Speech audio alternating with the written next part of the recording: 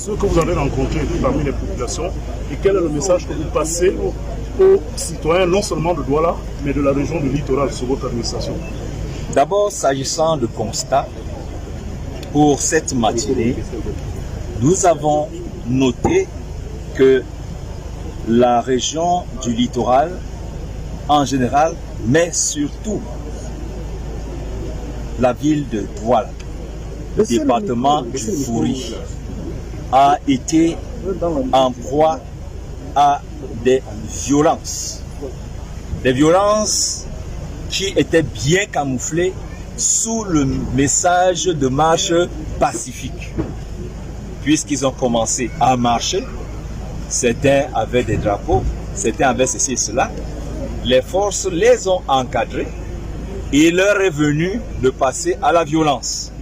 C'est pour cela que tout ce qui a été fait certainement par beaucoup de surprises, mais nous croyons que les revendications politiques allaient s'arrêter simplement à des manifestations prévues par la loi. Fort heureusement que les forces et les populations ont repris la main. Nous avons travaillé main dans la main pour pouvoir rattraper les casseurs. Cette fois-là, il ne s'agit pas d'électeurs, mais des casseurs. Des casseurs qui ont mis à mal les stations d'essence de Tradex, de Total, de Neptune, de Bocom. Et des pertes en vies humaines.